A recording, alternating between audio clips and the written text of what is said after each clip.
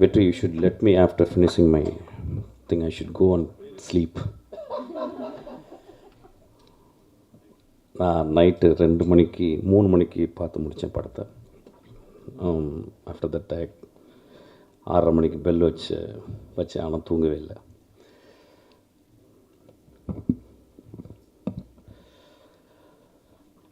இரண்டாம் உலகப் போரில் ஃப்ரான்ஸில் நாஜி படைகள் ஆக்கிரமிச்சிருந்துச்சு. அப்போ ஒரு நாசி ஆஃபீஸர், ஜெர்மன் ஆஃபீஸர், அவர் பிக்காசோனுடைய வீட்டுக்கு போகிறாரு. அந்த வீட்டில் அப்போ தான் வரைஞ்சி முடிச்சிருந்த ஒரு பெரிய பெயிண்டிங். அந்த பெயிண்டிங் பேர் குவர்னிகா. அதை அந்த நாசி ஆஃபீஸர் பார்த்துட்டு, இவ்வளவு மோசமான பெயிண்டிங்கை நீங்களாக வரைஞ்சிங்க அப்படின்னு பிக்காசோ அவர் கேட்குறாரு. பிக்காசோ சொல்கிறாரு, இல்லை நீங்கள் தான் வரைஞ்சிங்க அப்படின்னாரு. குவர்னிகா போரை, போரின் இழிவை, போரின் தேவையற்ற தன்மையை உலகத்தில் குவர்னிகா மாதிரி இது வரைக்கும் எந்த ஒரு கலைப்படைப்பும் விமர்சனம் செய்யவில்லை.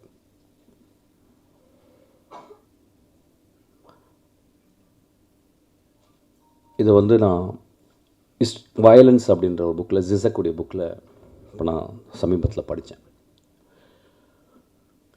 இந்த மேடையில் என்ன பேச வர போகிறேன் அப்படின்ட்டு வழக்கம் போல் நான் என்ன பேச போகிறேன் எனக்கு தெரியல. It is going to be whatever comes. It's going to be again a performance.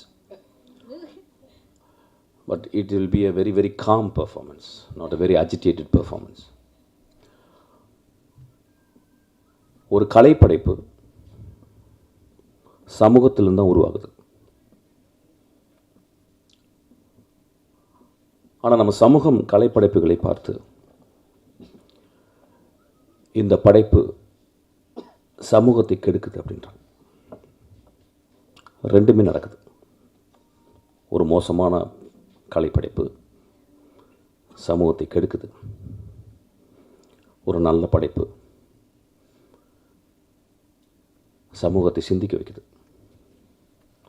ஒரு சினிமாவுடைய maximum impact, it can stop people for few seconds to think about life. நம்ம லைஃப்பில் நம்ம we are very busy always and we are terribly bored. We are terribly bored, that's why we are very busy. We are running, ஓடிக்கிட்டே இருக்கோம். அப்போ ஒரு தியேட்டருக்குள்ள ஒரு 2.5 மணி நேரம் போய் உட்காந்து ஒரு படத்தை பார்க்கும்போது, அந்த படம் பார்க்கும்போது நம்மளுடைய சித்தாந்தங்கள், நம்மளுடைய ஐடியாலஜிக்கல், நம்மளுக்கு பிடித்தவை, நம்ம சின்ன வயசுலேருந்து வளர்ந்த நம்மளுக்கு அப்பா அம்மா, இந்த சமூகம், மதம், ஜாதிகள் சொன்ன இந்த சித்தாந்தங்களை அந்த கலைப்படைப்பு கேள்வி கேட்கும்போது, எதிர்க்கும்பொழுது நம்மளுக்கு பெரிய கோபம் வருது. இந்த கோபம் நியாயமுமானது தான்.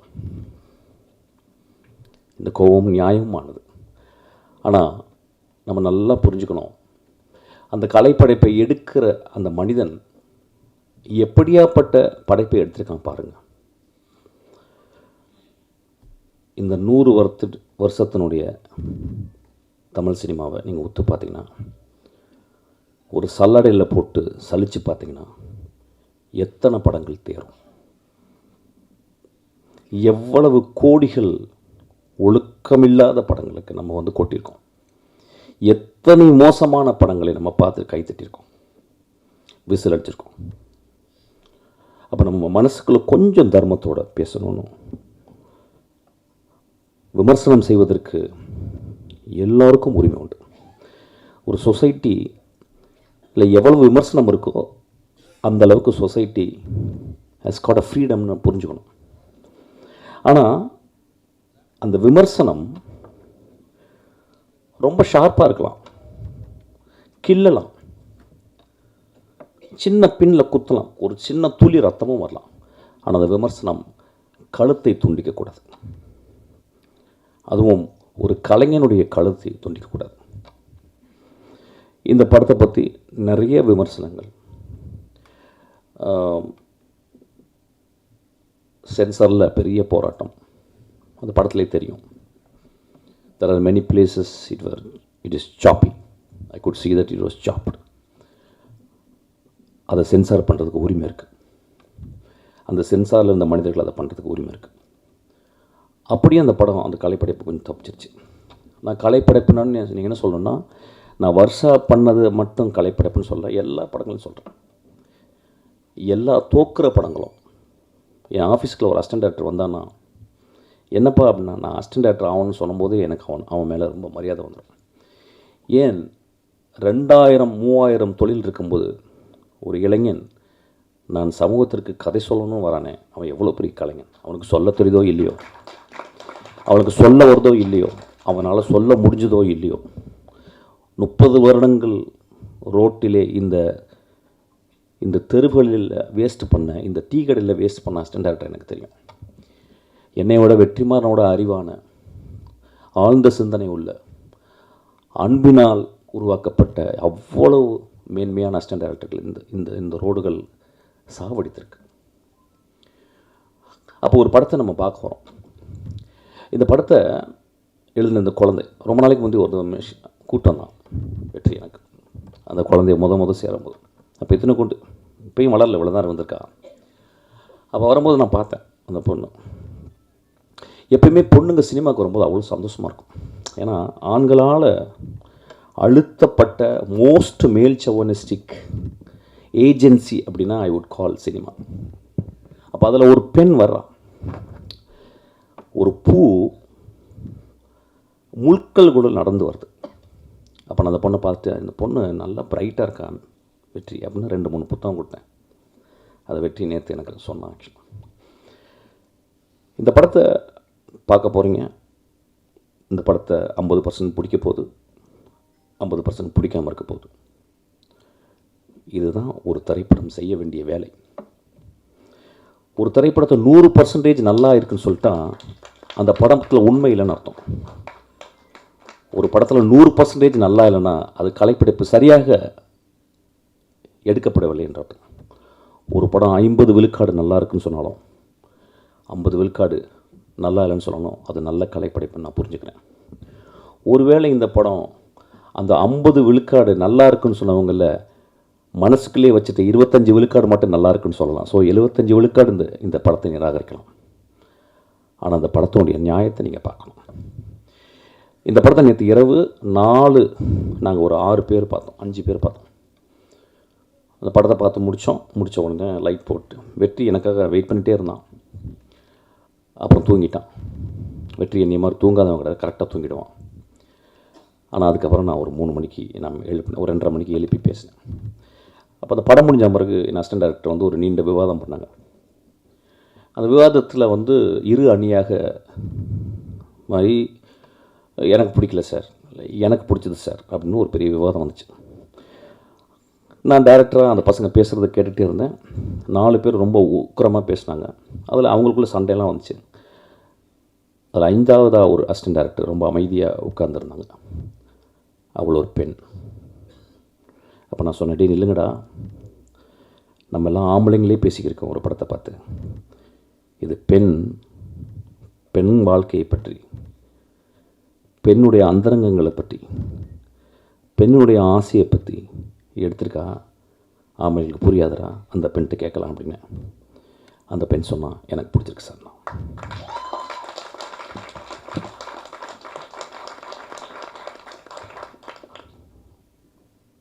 இந்த படத்தை ஏன் வந்து வர்ஷா பேட் கேர்ள்னு வச்சா, ஏன் குட் கேர்ள்னு வைக்கல? அது கொஞ்சம் ஒத்து பார்க்கணும். அவள் வந்து சமூகத்தை வந்து விளக்கமாத்த எடுத்து வந்து கூட்டுறதுக்காக வரல, விளக்கமாத்தால அடிக்காதீங்கன்னு சொல்கிறதுக்காக வந்திருக்கான். ஏன் அவள் வந்து குட் கேர்ள்னு வைக்கல, பேட் கேர்ள்னு வச்சானா அந்த அந்த கதாசிரியன், அந்த குழந்தைக்குள்ள கதாசிரியன், அந்த குழந்தைக்குள்ள வாழ்க்கை அனுபவம், அந்த குழந்தை சந்தித்த மோசமான தருணங்கள், இதெல்லாம் ஒரு பெண்ணை எப்படி பண்ணுது அப்படின்றதுக்கு ரொம்ப மனசில் இருந்து ஆழமாக எனக்கு தெரியும். ஒரு படத்துக்கு டைட்டில் வைக்கிறதுக்கு 6 மாதம் ஆகுது, எனக்கும் வெற்றிக்கலாம். ஆனால் ஒரு பெண் வந்து நான் ஒரு பேர்ட் கேர்ள்னு சமூகத்தில் சொல்லியிருக்கேன். என்னை பேர்ட் கேர்ள் நீங்கள் சொல்கிறீங்களே, நீங்கள் கொஞ்சம் ஒத்து பாருங்கள், என்னை கொஞ்சம் ஒத்து பாருங்கள், என் வாழ்க்கையை ஒத்து பாருங்கள். உங்களுக்கு 30 நாட்கள் ஓடி போகுது, என் 30 நாட்கள் உங்களை மாதிரியா ஓடுது? எத்தனை நாட்கள் என்னை வீட்டுக்குள் அடக்கி கிடைக்கிறீர்கள்? எத்தனை நாட்கள் என் பூஜை அறைக்குள் வரவிடாமல் என்னை அழைக்கிறீர்கள்? எத்தனை நாட்கள் நான் வாய் பேசக்கூடாது என்று சொல்கிறீர்கள்? எத்தனை நாட்கள் நான் வேகமாக நடக்கக்கூடாது என்று சொல்வீர்கள்? அப்படின்னு ஒரு கேள்வி கேட்டிருக்கேன். இந்த கேள்வி ஒரு பெரிய கலைப்படைப்பின் அல்லது ஒரு பெரிய தர்மத்தில் இருந்து எழுந்த கேள்வி அல்ல. ரொம்ப சிம்பிளான கேள்வி, ரொம்ப எளிமையான கேள்வி. எனக்கு நல்லா ஞாபகம் இருக்குது, 17 வயசு, ரொம்ப கஷ்டப்பட்டு என் ஃப்ரெண்ட்ஸ்கிட்ட வந்து 3 சரோஜதேவி புக், செக்ஸ் புக் வாங்கிட்டு வந்தேன். ரொம்ப கஷ்டம், அது கிடைக்கிறது ரொம்ப கஷ்டம். அது பெரிய அண்ணாங்கள்லாம் சொல்லி அப்படி இப்படி, ஏன்னா ஒரு புக்கு படிக்கணும்னா 3 புக் வாங்கிட்டு வந்து அதை வந்து ஒழிச்சு வச்சு கிட்டத்தட்ட 1 மாதம் எங்கள் அம்மா என் வீட்டை விட்டு வெளியே போகிறதுக்கு வெயிட் பண்ணிகிட்டே இருக்கேன். எங்கள் அம்மா மார்க்கெட் போயிட்டு வருவாங்க, ஆனால் அது எடுக்க போகும், ஆனால் பயம் இருக்கும். ஒரு வேகமாக அந்த படங்களை மட்டும் பார்க்குறது, பிளாக் அண்ட் ஒயிட் படங்களை. அதை பார்த்துட்டு வந்து அம்மா வந்துடுவாங்களோன்ற பயத்தை நான் வந்து திரும்பி ஒழிச்சு வச்சுருவேன். ஒரு நாள் எங்கள் அம்மா, டே நான் வரக்கு ஒரு 2 ஹவர் ஆகும்டா, நான் மார்க்கெட்டு போயிட்டு ஒருத்தங்க பார்த்துட்டு வரேன்டான்னு சொன்னாங்க. எங்கள் அம்மா பொண்ணு கதவை சாத்திட்டு அந்த 3 புத்தகங்களையும் படித்துக்கிருக்கேன். செக்ஸ் புக் படிக்கிறேன். 17 வயசு பையனுடைய கேள்வி, 17 வயசு பையனுடைய காமம், 17 வயசு பையனுடைய வாழ்க்கையை புரிந்து கொள்ள வேண்டும் என்று வருது. 17 வயசு பையனுடைய கீழ்மைன்னு சொல்லலாம். அப்போ படிச்சுக்கிட்டே இருக்கும்போது யாரோ கதவை தட்டிட்டாங்க. நான் யாருன்னு கேட்டேன். எங்கள் அம்மா. என்னென்னா, பர்ஸ்லேருந்து காசு எடுத்து போக மறந்துட்டேன். நான் உடனே அந்த புத்தகம் என்ன பண்ணுன்னு தெரில. எங்கள் வீடு பெரிய வீடு, ரொம்ப வறுமையான வீடு, சின்ன வீடு, ஒரு ரூம் தான். அப்போ ஒரு டேபிள் இருந்துச்சு, டேபிள் மேலே ஒரு டைனோரா டிவி இருந்துச்சு. அந்த டேபிளுக்கு அந்த பக்கம் கேப்பில் அந்த 3 புத்தகங்களை போட்டு வட்டேன். உடம்பெல்லாம் வேர்த்துருச்சு. எங்கள் அம்மா திறந்து பார்த்து, என்னடாச்சு? இல்லைம்மா, எனக்கு ஒரு மாதிரி ஜுரம் அடிக்கிற மாதிரி வெளியே ஓடிட்டேன். வெளியே ஓடி ஒரு 3 மணி நேரம் கிரிக்கெட் விளையாட போயிட்டேன். பக்கத்தில் உட்லண்ட்ஸு, அந்த பழைய உட்லண்ட்ஸ், அங்கே கிரிக்கெட் விளையாட போயிட்டு சாயங்காலம் ஒரு 6 மணிக்கு வரேன்.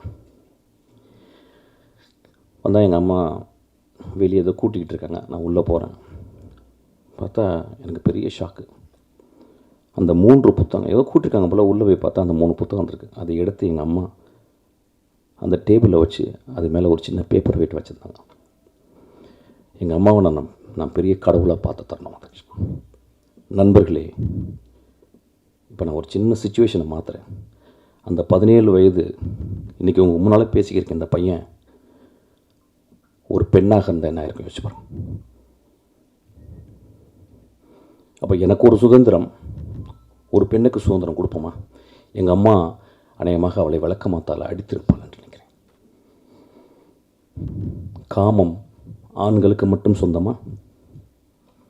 ஏன் கடவுள் ஆண்களுக்கு குழந்தை பெற்கக்கூடிய தகுதியை கொடுக்காமல் 10 மாதம் சுமக்கும் கற்பையை பெண்களுக்கு கொடுத்துருக்கான்? நம்மளோட ஒரு படங்கு மேலே தான் அவங்க. நம்மளோட ஒரு படங்கு இயற்கை அவங்கள ரொம்ப மதிக்குது.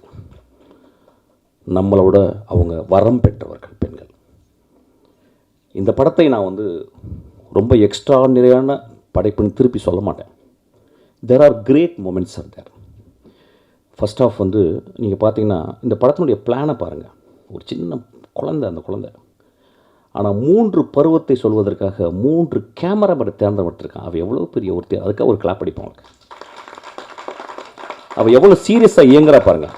She would have very easily asked for some great cameraman like P.C. Sriram or somebody else. They would have come for grassroots.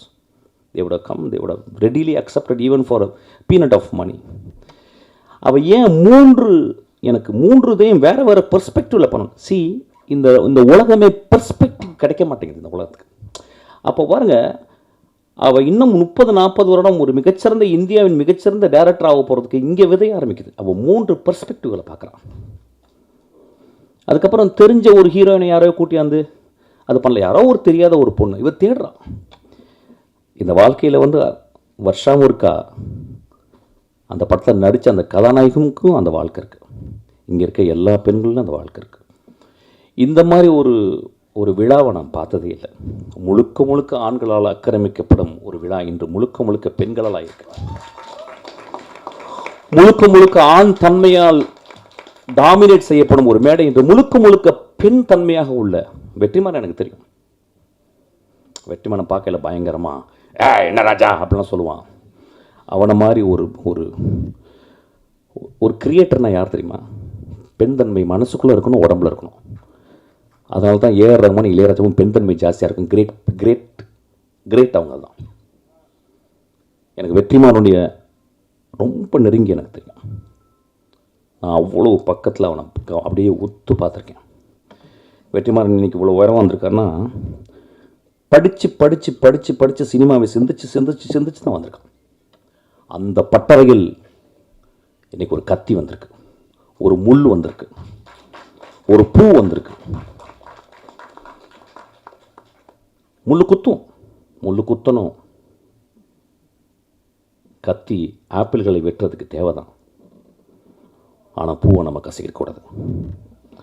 அவர் இந்த படத்தில் வந்து ஒரு film மேக்கராக the way she handled the close-ups, இந்த படத்தை வந்து ஒரு நல்ல ஸ்டடின்னு சொல்கிறேன். அதாவது நெக்ஸ்ட் ஜெனரேஷனுக்கு வந்து இந்த படத்தினுடைய க்ளோஸ்அப், ஒரு பெண்ணை எனக்கு தெரிஞ்ச தமிழ் சினிமாவில், இந்தியன் சினிமாவில் ஒரு பெண்ணினுடைய முகத்தை இத்தனை ஆங்கிளில் இவ்வளவு அழகாக எந்த படமும் காட்டலன்னு நினைக்கிறேன். மணி சார் ஒரு பேட்டியில் சொல்லியிருக்காரு, there are very very few directors who knows how to compose close-ups அப்படின்னு இருக்காரு. I think she is one of the director. இந்த படத்தில் அந்த க்ளோஸ்அப்பில் அந்த கதாநாயகனுடைய பருவை காட்டிருக்கு. அது வெரி சிம்பாலிக்.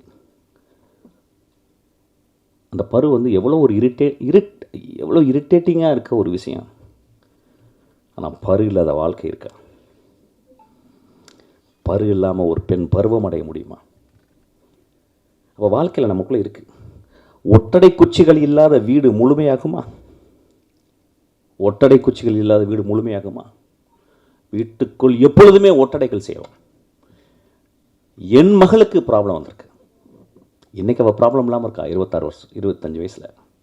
இன்றைக்கி என் மகளை பார்த்தா அப்படியே எதை பற்றியும் நான் கேட்குறதில்ல. ஆனால் அவளுக்கு 13 வயது பருவமடைந்தது அவளுக்கு நிறைய ப்ராப்ளம் வந்திருக்கு. நம்ம எல்லாருக்குள்ளேயும் கருணையோடு நம்ம பார்க்கணும். இந்த படத்தை நீங்கள் கருணையோடு பார்க்கணும் நான் கேட்குறேன். வெற்றிமாறன் ரொம்ப சின்சியராக இந்த படத்தை தயாரிச்சிருக்கான். அவன் நினச்சிருந்தா யாராவது ஒரு பெரிய டேரக்டர் கூப்பிட்டு நான் இவ்வளோ காசு போடுறேன், எனக்கு இவ்வளோ சம்பாதிச்சு கொடுக்குற மாதிரி இவ்வளோ படம் எடுத்து கொடுக்குறேன்னு சொல்லலை. எனக்கு காசு வேணாண்டி வருஷா, உன் இதயத்துலேருந்து ஒன்று எடுத்திருக்கேன், அதுக்காக அதை வச்சுக்கடி நான் கஷ்டப்பட்டு சம்பாரித்த பணத்தை கொடுத்துருக்கேன், அதுக்காக அவனுக்கு கொடுக்குறேன். இந்த படம் நீங்கள் பார்க்கும்போது உங்களுக்கு சில நேரங்களில் சந்தோஷத்தை ஏற்படுத்தலாம், சில நேரங்களில் வருத்தத்தை ஏற்படுத்தலாம். இது ரெண்டையும் அந்த தியேட்டருக்குள்ளேயே பார்த்துட்டு வெளியே வாங்க. கொஞ்சமாக திட்டுங்க வருஷாவை. இப்போ என்னையெல்லாம் நல்லா கெட்ட வார்த்தையில் திட்டுவாங்க. நான் ஏதாவது பேட்டி கொடுத்தேன்னா கீழே அவன் என்ன பூவா, அவன் என்ன, அதுவும் சொல்லக்கூடாது. ஆக்சுவலாக நிறைய கிட்ட எனக்கு அது ரொம்ப பிடிக்கும். எனக்கு சம்படி ஐ ஃபீல் வெரி ஆர்கசமிக்காக எனக்கு நான் ஃபீல் பண்ணுவேன். வெரி மேசோகிஸ்டிக் நான் ஆக்சுவலாக. அந்த குழந்தைய அப்படி திட்டாதீங்க. அந்த குழந்தை ஒரு பெரிய வைரம். ஒருவேளை தமிழில் இந்தியாவில் முதல் ஆஸ்காரவை வாங்கலாம்.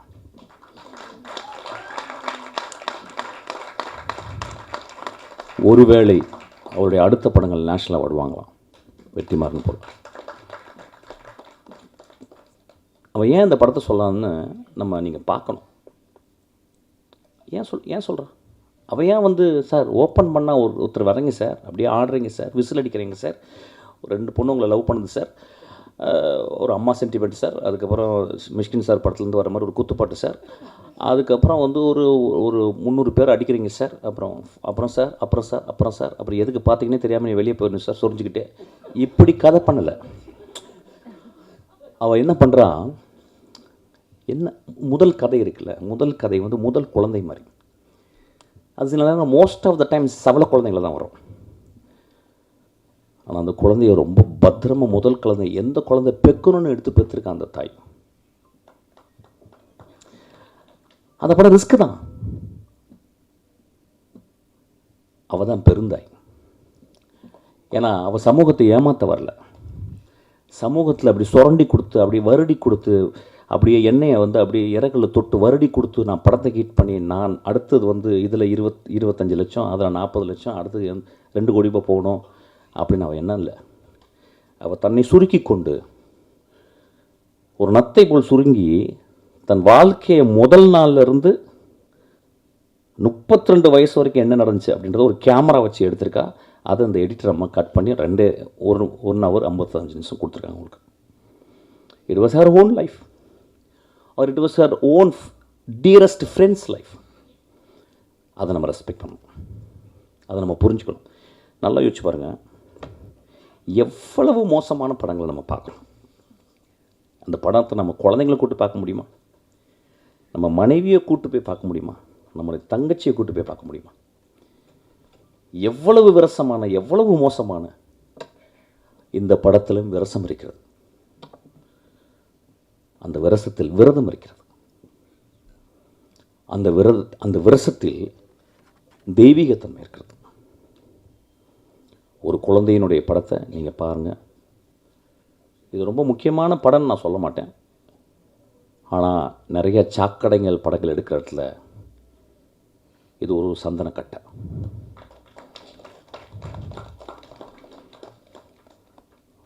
பத்திரிகையாளரை பற்றி என் படங்கள் கூட நான் கேட்டதில்லை.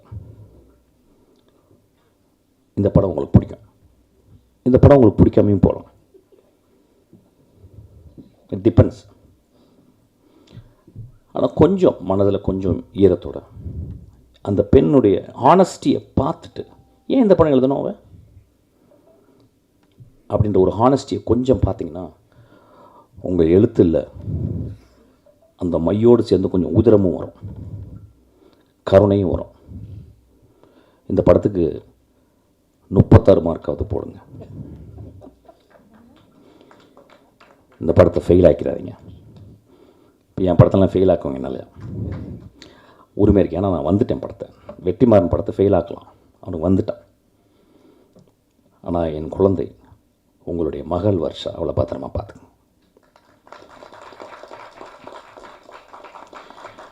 தேங்க்யூ. ரொம்ப அமைதியாக பேசிட்டேன்ல. ஓகே, அடுத்து நான் ஒரு ரிக்வெஸ்ட். இதுதான் கான்ட்ரவர்சி. இது வெற்றிக்கு ரொம்ப நாளாக வாடிவாசல் வரணும்னு எதிர்பார்க்குற ஒரு ஆடியன்ஸில் நானும் வந்தேன். ஏன்னா கிட்டத்தட்ட 60 வருடங்கள் தமிழில் இலக்கியம் என்று கருதப்படுகிற ஒரு பொன்னியின் செல்வனுக்கு 60 வருஷத்துக்கு அப்புறம், 65 வருஷத்துக்கு அப்புறம் மணிரத்னம் சார் அதுக்கு உயிர் கொடுத்தார். உயிர் கொடுத்தாருன்னா அது ஒரு வேறு வெர்ஷன் ஆஃப் ஒரு மீடியத்தில் கொண்டு வந்து அது ஒரு எக்ஸ்ட்ராஆர்டினரி விஷுவலாக ப்ரெசென்ட் பண்ணார்.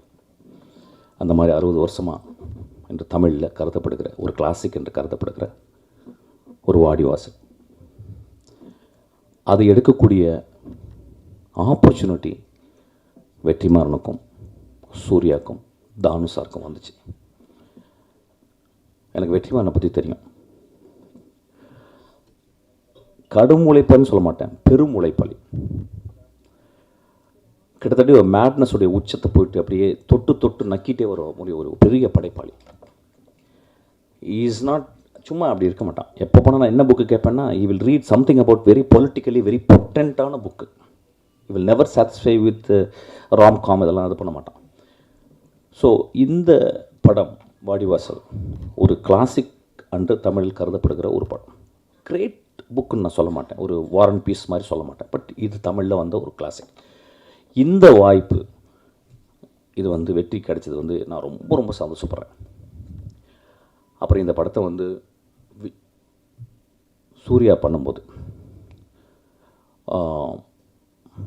ஒரு பெரும் அழகன் அவன் சூர்யா. ஒரு பெரிய அறிவாளி வெற்றிமாறன், ஒரு அழகனும் அறிவாளியும் சேர்ந்தால் அந்த படம் எப்படி இருக்கு பாருங்கள்.